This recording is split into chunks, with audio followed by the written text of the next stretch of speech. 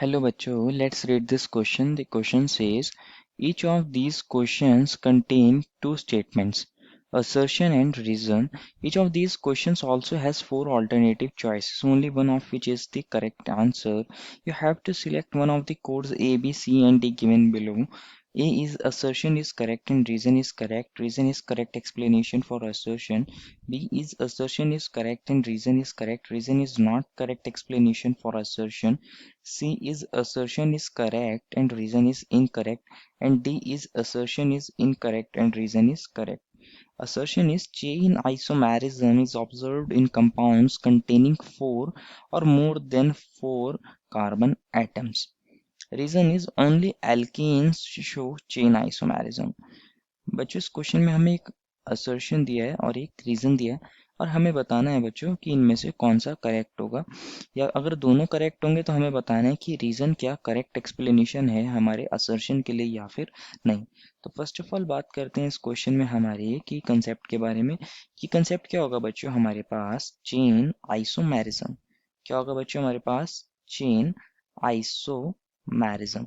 Chain isomerism क्या होता है अगर हमारे पास दो या दो से ज्यादा कंपाउंड्स का मॉलिक्यूलर फॉर्मूला सेम हो जाए, मॉलिक्यूलर फॉर्मूला सेम हो जाए लेकिन उनका कार्बन स्केलेटन डिफरेंट हो, तो हमारे पास वहाँ कौन सा आइसोमेरिज्म होता है, चेन आइसोमेरिज्म होता है।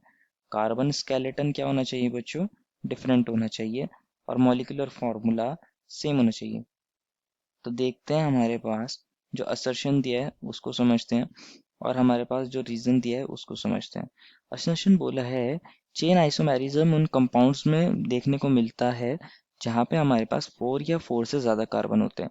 तो समझते हैं बच्चों, कंसिडर करिए मेरे पास कोई सिंगल कार्बन का कंपाउंड है CH4। तो बच्चों इसके अंदर तो एक ही कार्बन है, हम किसी तरह का कार्बन के अंदर कोई चेंज नहीं बता सकते कार्बन स्केलेटन के अंदर।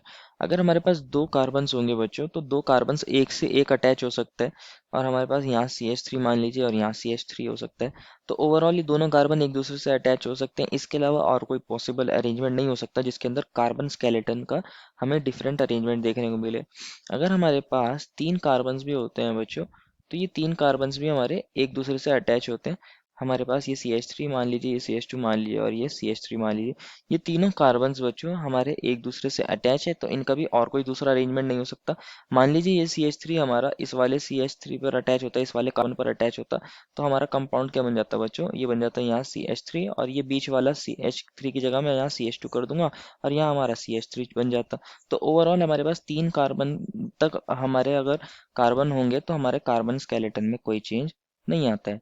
लेकिन वही मैं बात करूं हमारे पास अगर चार कार्बन हो जाए तो हमारे पास कार्बन स्केलेटन के अंदर चेंज आ सकता है। एक तो ऐसा बन सकता है या दूसरा हो सकता है कि हमारा कार्बन इस वाली पोजीशन पर रहा हो, तो इस तरह का एक अरेंजमेंट देखने को मिल सकता है। ये तीन कार्बन ऐसे और एक ये चार कार्बन ऐसे, तो हमारे पास इस तरह कार्बन के स्केलेटन के अंदर हमारा चेंज आ रहा है। जबकि मॉलिक्यूलर फार्मूला अगर आप दोनों का देखोगे बच्चों तो मॉलिक्यूलर फार्मूला सेम रहेगा, मॉलिक्यूलर फार्मूला सेम रहेगा। ये भी C4H10 होगा और ये CH3, ये H है और ये H3 और ये भी H3, ये भी हमारा बच्चों C4H10 होगा।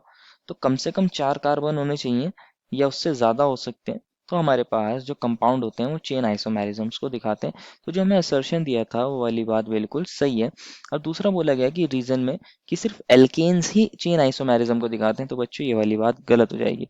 अगर हम बात करें रीजन की कि क्या सिर्फ एल्केन्स ही चेन आइसोमेरिज्म को दिखाते हैं, तो ये वाली बात गलत हो जाएगी। कंसिडर करिए मैं हमारे पास चार कार्बन की कोई एल्कीन ले लेता हूँ।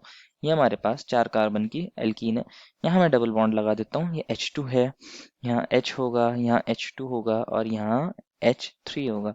तो ये एल्कीन है बच्चों, इसका फॉर्मूला क्या है C4H8। अगर बच्चों ये वाला CH3 हमारा इस वाली पोजीशन पर अटैच होता तो हमें एक और एल्कीन देखने को मिलती जिसको मैं लिख सकता हूँ CH2 डबल बॉन्ड C और यहाँ CH3 होता और बच्चों यहाँ हमारे पास CH3 बन जाता। तो इसका फॉर्मूला भी अगर आप देखोगे C4H8 ही होगा।